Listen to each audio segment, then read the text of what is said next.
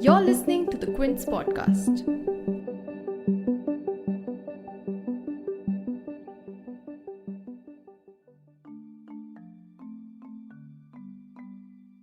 Just as farmers have been accusing the centre of harassing them in a bid to shut down their protest by cutting off internet services, doubling the barricades in Delhi's border areas with trenches and nails on the roads, just as journalists have been accusing the government of intimidating them over their reportage on the farmers' protest, the whole movement against the centre's controversial farm laws got a fresh impetus as it gained an overwhelming amount of international attention.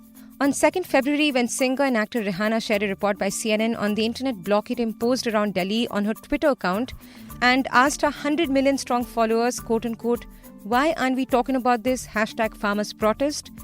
Barely hours within posting the tweet, a huge amount of global support came pouring in from international icons, journalists, activists, advocacy groups and legislators too.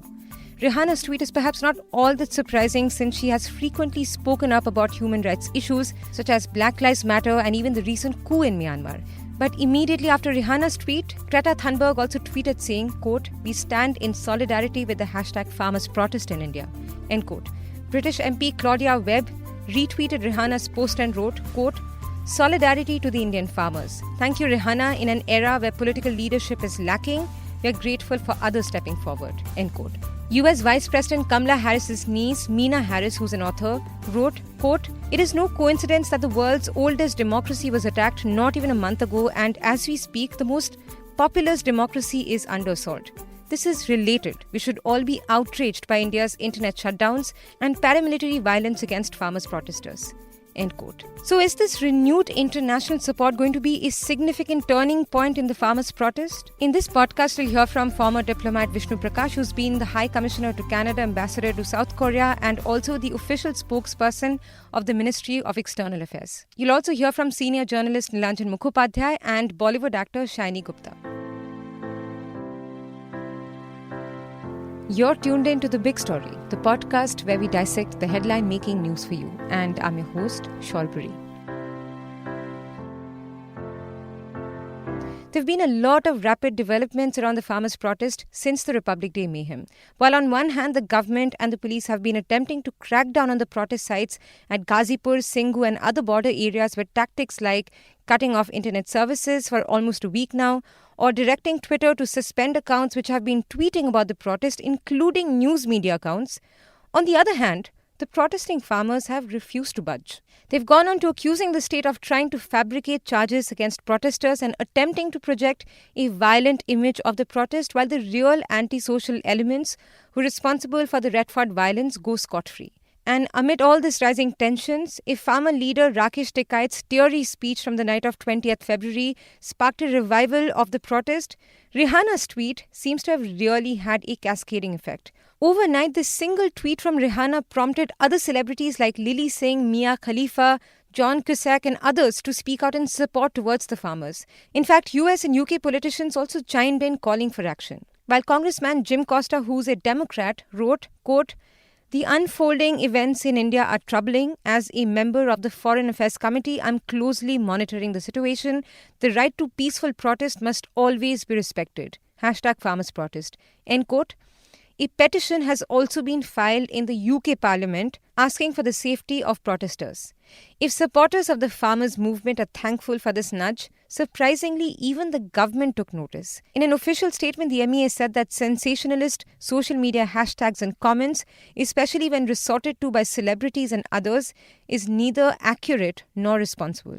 And I'd like to quote a few lines from the MEA statement for you as well. Quote, "We would like to emphasize that these protests must be seen in the context of India's democratic ethos and polity, and the efforts of the government and the concerned farmer groups to resolve the impasse. Before rushing to comment on such matters, we would urge that the facts be ascertained and a proper understanding of the issues at hand be undertaken," end quote. But what prompted the government to put out a statement? Is it unusual for the government to respond to criticisms by international celebrities like this? And most importantly, what do we make of the MEA statement? Former diplomat Vishnu Prakash weighs in. Well, there is nothing. You don't look at precedents for everything, correct? I mean, these farm protests, the scale, the way it is being conducted, is being handled, the way it's being financed, there's nothing usual about it. The government statement, does not just refer to one person or one individual or one section. They have reiterated the factual position, and then they have noted and they have urged people who are celebrities to exercise restraint and have the responsibility that comes along with the stature. I don't see anything wrong with that. Nobody has been named. But as I said, when it comes to individuals, the other way to do it is to leave it to the civil society in India, who are much better informed about the factual position, to rebut it, because that way perhaps the publicity that the messages of the public figures get will be much less, and it will not acquire an additional lease of life. But Nilanjan Mukhopadhyay, a senior journalist, says that the MEA statement is rather contentious because it gives only one side of the story. Well, it's highly unusual for the government of India to issue a statement against celebrities outside the country. But I feel like laughing because the government has used celebrities not just for promoting the policies and endorsing them, but also for publicizing the Prime Minister. They got a very top leading actor from the Hindi cinema to do so-called interview with the Prime Minister prior to the 2019 election. So I think that they are being paid back in the same coin. The statement is a fairly contentious one because you can debate and discuss certain issues which have been claimed. For instance, right in the first sentence, they say that the Parliament of India, after a full debate and discussion. Now, if there had been a full debate and discussion, why are we having, protests within Parliament for the last 2 days? We fully well know that these bills were passed without the demand for a wider discussion, at least in the standing committee of the Ministry of Agriculture, as was being asked by the opposition parties at that point. These laws were passed in extreme haste. They were first put out as an ordinance in the middle of the pandemic, and they were cleared in the monsoon session of Parliament. Such haste, which is going to affect the lives of a very large section, more than 50% of the lives of Indian people, is possibly unprecedented, and it shows that there's definitely not been adequate debate and discussion. Similarly, just the way that the government has claimed that these scenes that were witnessed on India's Republic Day, it has a certain spin to it. It can be looked at it from a different way also. That are they trying to look at a very minuscule section of the protesters and put the blame for that small group's actions? We still do not know who and why they were motivated, what really led them to deviate from the agreed path, because the entire leadership of the farmer struggle had stuck to the agreed routes. So I think that the statement is, it just gives one side of the story. It doesn't look at it from the two sides. And in what can be seen as almost a coordinated pushback against international criticism or an attempt to counter celebrity with celebrity, a few Bollywood actors such as Akshay Kumar, Ajay Devgan and Karan Johar threw their weight behind the government and posted tweets with the hashtags India Against Propaganda and hashtag India Together. Several union ministers such as Nirmala Sitharaman and Hardeep Singh Puri also did the same. But the fact that a single tweet shook things up like this, what does it mean for the protest? This is certainly not the first time that the protest has gained international attention. It is not even the first time that a celebrity is talking about it. Rihanna is the first international celebrity to tweet about the ongoing protest, certainly, but since the very beginning, when farmers streamed into NCR regions with their tractors and trolleys roughly 2 months back, a number of Bollywood celebrities have also been speaking in support of the demands that enable the protest to gain some momentum in the country. So now can this revived international support prove to be a turning point for the movement? We spoke to Shaini Gupta, a Bollywood actor who's been vocal about supporting the ongoing protest. The farmers' protest has been going on for over 2 months now. And it's very clear as to what they want. They have been extremely disciplined, extremely civil, extremely peaceful, and they have made it very clear as to they don't want these farm bills that the government has passed. And it was, of course, passed in great haste.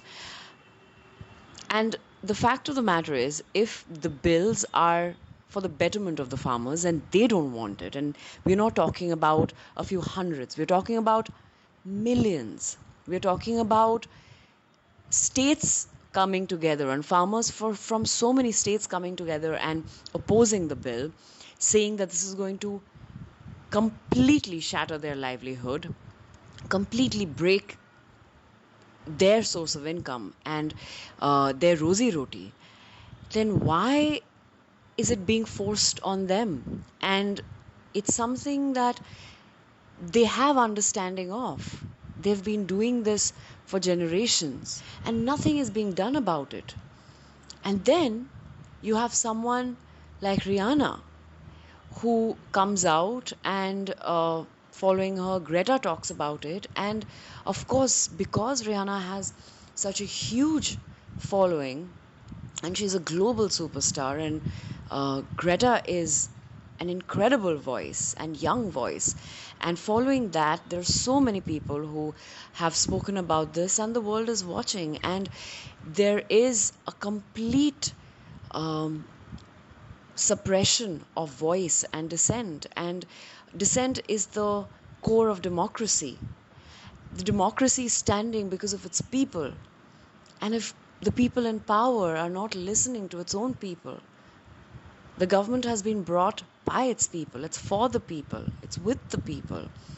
And to come out in support of our Indian farmers, to suddenly garner so much support, and it has really inspired a lot of other people to come forward and support the farmers. There has been a lot of support in the country, but for the global community to take notice and to speak up in support of the farmers and their struggle is a big win for the farmers' protest, and really hoping that it's resolved, because nobody is gaining anything out of it. Soon after Rihanna, Greta Thunberg and other international advocacy groups such as Human Rights Watch drew the global attention towards what's happening in Delhi, social media trolls also jumped in to target them. In an absolutely new low, while the troll army took to praising and showing respect to Rihanna's ex, Chris Brown, who in 2009 was arrested for hitting and abusing Rihanna, some others alleged that it was a paid tweet. A few others like Bollywood actor Kangana Ranaut also called her a quote-unquote fool for opining without knowing. But how will such a development impact the farmers' movement? That'll be left to see. If you like listening to this episode, please subscribe to the Big Story playlist for episodic updates. We're live on Apple, Google Podcast, Spotify, JioSaavn, and most of the other popular podcast streaming platforms. For other podcasts, please log on to the Quint website and check out the podcast section. For any feedback, shoot an email to podcasts@thequint.com.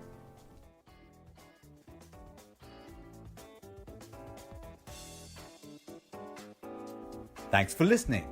Log on to the Quint's website and check out our other podcasts.